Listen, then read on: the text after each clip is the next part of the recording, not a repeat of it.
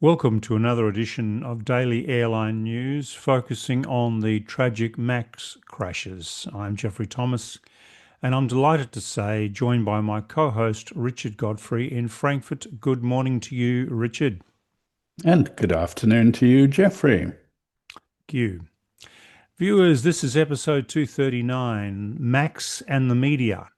Today, viewers, we're going to take a deep dive into the media coverage of the MAX disasters and also widen the episode to explain how the media works today and the dramatic changes that have taken place.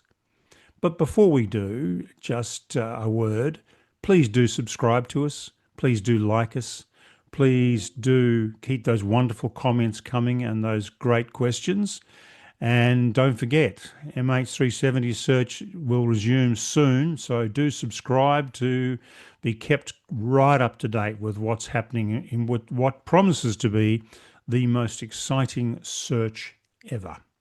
But let's first set the scene with this quote from Tom Hanks when being interviewed in his role in the film A Beautiful Day in the Neighborhood, which was a 2019 American biographical drama on the TV host Fred Rogers, who had a show called Mr. Rogers' Neighborhood, which ran from 1968 to 2001. Tom Hanks said, "Well, I think the default setting for an awful lot of the media and entertainment is cynicism. It's the easy thing to go to. It's instantaneous conflict and jeopardy. Cynicism and some degree of denigration, fear, or outrage sells. It's a magnificent way to begin any sort of public foray. We're going to blow the lid off something. Kindness, however, that's a choice one has to make, it seems now. Mr. Rogers, his default setting was one of trying to understand the other person's struggles. Rogers didn't have to choose to be kind, he just was." Richard, Tom Hanks is right. The default setting for media is cynicism and outrage. Some of that is justified, but so much is not. Your thoughts? Yeah, well, I think everyone has their own perspective, and with 8.2 billion people in the world, there are probably 8.2 billion perspectives. But you can still be kind to those people in your neighborhood, and you don't have to try and save the entire planet. Mm, But if you can start by saving maybe just one person in your neighborhood, that would be a great thing. As mm, for cynicism and outrage, well, I've stopped watching a lot of the media and reading certain tabloids because that's all they deal in is and speculation and sensationalism is yeah, unhelpful. mm. Yeah. Anyway, back to you, Jeffrey. You've been working extensively in the media, both newspaper and television. Can you add some color to Tom Hanks' remarks? Yeah, look, I think I can. I've worked part-time or full-time in the media for 50 years, and it has changed dramatically, particularly in the last 20 years. One of the biggest drivers is the advertising market. For instance, in Australia, half the advertising revenue is taken by Facebook and Google and YouTube, which means that newspapers and TV stations have had to lay off specialists and use younger content providers to generate copy. Thus, all the industry knowledge and relationships built up over 20 and 30 years with different industries like aviation, medical, etc., have gone.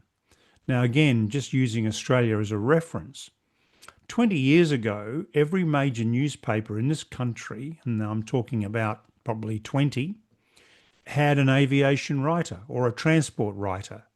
Now, only one, the Australian, has an aviation writer. They're all gone. And at the newspaper I work for, we used to have 6 court reporters, 2 local council reporters, and 4 reporters for politics. When I left 2 years ago, It was one for courts and one for politics. So investigative and accurate reporting has suffered terribly. Also, and a lot of viewers may not realise this, the move has been away, of course, from newspapers to online. Now, it may be a newspaper with an online presence, like the New York Times or the Wall Street Journal. And speed is of an essence to ensure that your website is ranked highest by Google. Accuracy suffers, and dramatic headlines are the order of the day to ensure your story is viewed and thus the adverts surrounding it. It's called clickbait. So every time you click on a story to read the story, the website gets paid for all the adverts that are around that story. Whether you actually look at them or not, they get paid. That's the views. So at the same time as all this is happening, about 9 years ago, Boeing brought in a brand new head of PR and media. And the focus became social media, Instagram and Facebook. And many of the long-term media specialists at Boeing were forced to take redundancies as they didn't fit. Relationships with key media outlets and reporters suffered terribly. Not a good landscape for accurate and informed reporting, Richard. Yeah. And how did that play out in the case of the Max? Yes, viewers, we're finally getting to the max. Well, the first inaccurate stories revolved around how long it took Boeing to build the Max. Certainly, Boeing was behind Airbus, but not by much. And the pacing item was the availability of the new engines to power the aeroplane.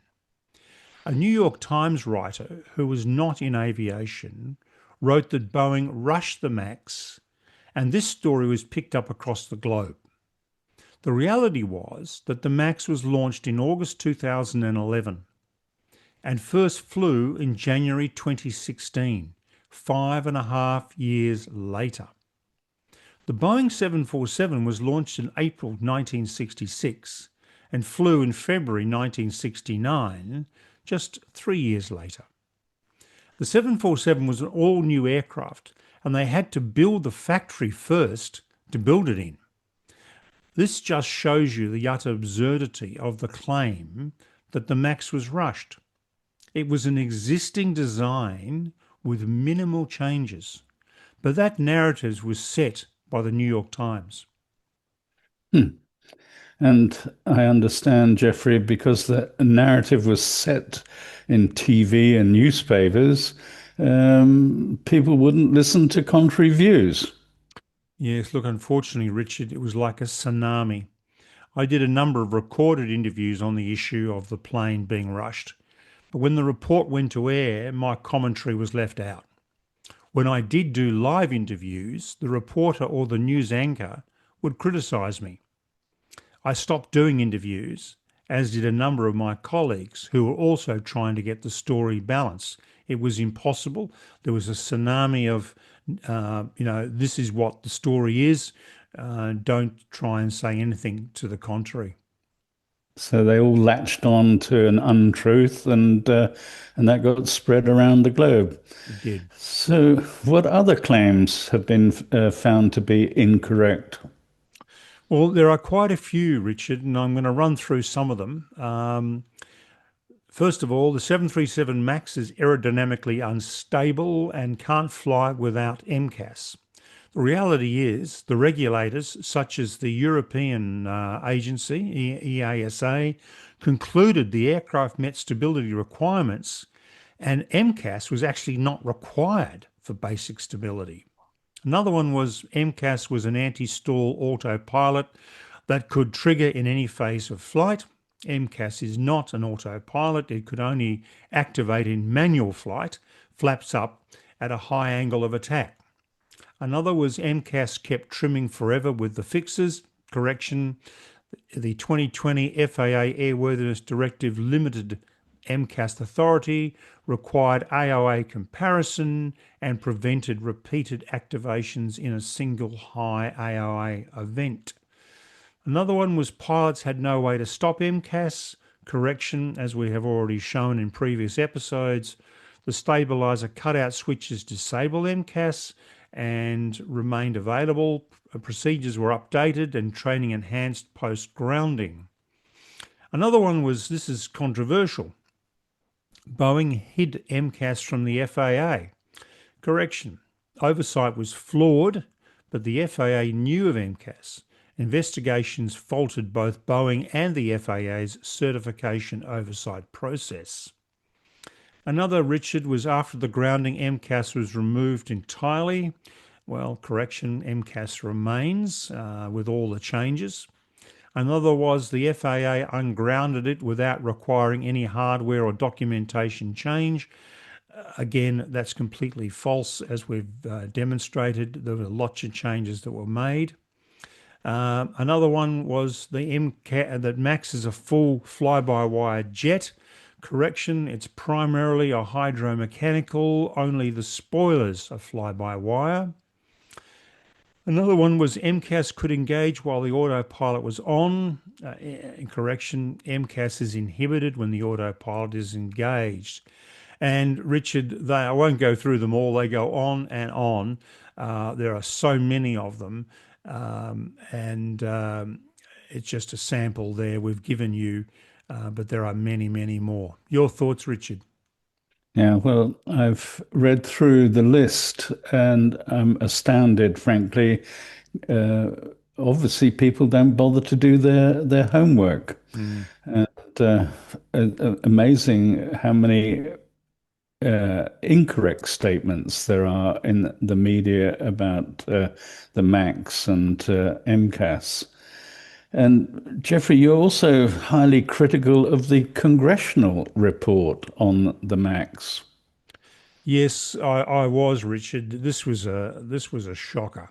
Um, in my view, the US congressional report on the 737 MAX, which was covered extensively in the media, is not only seriously flawed, but a terrible missed opportunity to drill into all the factors around the tragic crashes that led to the deaths of 346 people. The scathing 245-page report was compiled by the US House Committee on Transportation and Infrastructure into the design and certification of the MAX. The report is extraordinary, not for its findings so much, but for its reliance on general media coverage, much of it written by journalists with limited understanding of aviation's technical and regulatory complexities. Astonishingly, it even cites the UK tabloid Daily Mail, yet fails to reference anywhere Aviation Week and Space Technology, the world's leading aerospace publication. Aviation Week reporters Sean Broderick and Guy Norris produced balanced, deeply informed coverage of the MAX crisis in 2018, 2019 and into 2020, never shying away from criticism of Boeing where warranted. One wonders whether the committee avoided their reporting simply because it sat behind a paywall. Perhaps Congress couldn't afford to pay for it.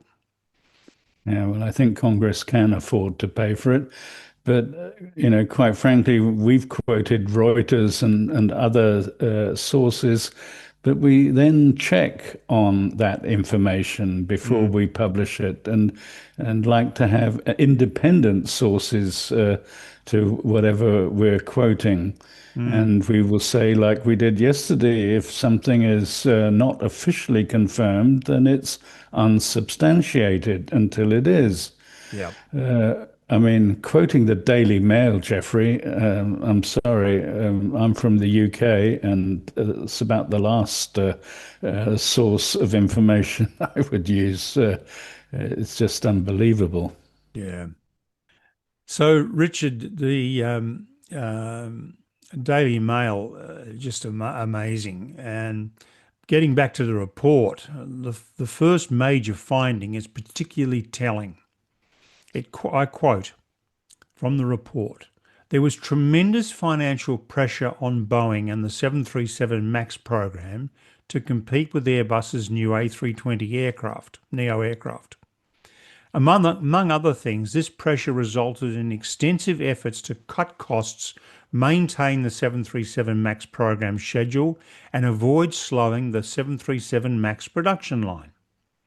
That claim, as I said earlier, was based partly on a New York Times article titled Boeing was go, go, go to beat Airbus with the 737 MAX. Makes for a catchy headline, but it doesn't align with the facts. In reality, as I said earlier, the 737 MAX was the slowest derivative development in Boeing's history, taking 5 years from launch to first flight, longer than the entirely new 747, which I covered, and the 777, which took 3.5 years. The main pacing item, as I had mentioned, was the engine, which gave Boeing ample time for design modifications. Now, they mentioned financial pressure. Hardly. During the MAX's development, Boeing recorded record profits and a surging share price. Net profit rose from around 3.3 billion at the program launch to over 5 billion by the time the first flight took place. Revenue climbed from 65 billion to 100 billion, while the share price nearly doubled from $70 in 2011 to $132 in 2016. That's not the profile of a company in crisis. Another of the report's sensational conclusions states, the FAA's current oversight structure with respect to Boeing creates inherent conflicts of interest that have jeopardized the safety of the flying public. While that may sound damning, it omits crucial context which we have covered earlier. Congress itself created and expanded the current certification model by continually cutting FAA funding. Yes, greater FAA independence would be ideal, and that's now been addressed. But that requires Congress, which they now have done, to fund the necessary aerospace expertise. Moreover, the same system successfully certified the 777-300ER, the 777-200LR, the 787-8, 9 and 10, and the 747-8, all industry-leading aircraft with, up to the Air India tragedy, 0 passenger fatalities. Yeah, well, that puts the pressure on, doesn't it? The tragic Air India crash now. Mm. And we pointed out when we went through Ethiopian and Lion Air issues of pilot training that Mm. did that come out in the congressional report? Strikingly, Richard, no. The congressional report barely acknowledges disturbing findings from the Lion Air investigation, which were available to them, which revealed the 737 MAX first officer, this is the Lion Air, did not understand the stall recovery process, which we've already covered. That fact prompted one former Airbus training captain, that's check-in training captain, to say bluntly, the co-pilot couldn't even fly. It also ignored flaws in the Ethiopian crash, although many of those did not come to light until after the congressional inquiry. The report raised valid concerns about Boeing's safety culture, but because it leans so heavily on sensational media and contains factual inaccuracy, it undermines its own credibility. To informed industry readers, the result is a document that rehashes 2 years of flawed headlines rather than offering meaningful new insight into what went wrong or how to prevent a repeat. In short, in my view, the Congressional 737 MAX report is not a definitive analysis it claims to be. It is a political document dressed up as an investigation, long on outrage and short on understanding. Your thoughts, Richard? Yeah, it's just amazing. Begs the question, is there something called the truth? Mm, And is it possible to find out the truth? If everyone's hell-bent on sensationalism and speculation and putting their own political view or their own perspective through, then the truth probably will never come out. mm, And I find that very disturbing. mm, And Yeah, we may make mistakes in our reporting on Air India or other accidents and incidents, but we at least do try to have a balanced view and do try to do our homework. Mm, And with over 30,000 subscribers submitting comments and questions, we will take those comments and questions and investigate further. mm, It's a much more open process and transparent process than we've outlined here. mm. And for the congressional hearing to listen to the media rather than do their homework, I find, yeah, yeah, well, no comment. Extraordinary. Yeah. So, Richard, look, thank you very much indeed for your help putting this episode together today. Yeah, you're very welcome. And viewers, that's the concluding episode of content on the 737 Max. We are going to come back to take questions on your thoughts about our coverage, and hopefully we can answer those for you. As I asked earlier, please do subscribe to us. Please do like us. Please join us. And please keep those wonderful comments coming and those great questions coming. And we'll be back tomorrow with another episode of Daily Airline News. And we look forward very much to your company. Please do enjoy the rest of the weekend wherever you are in the world. Take care.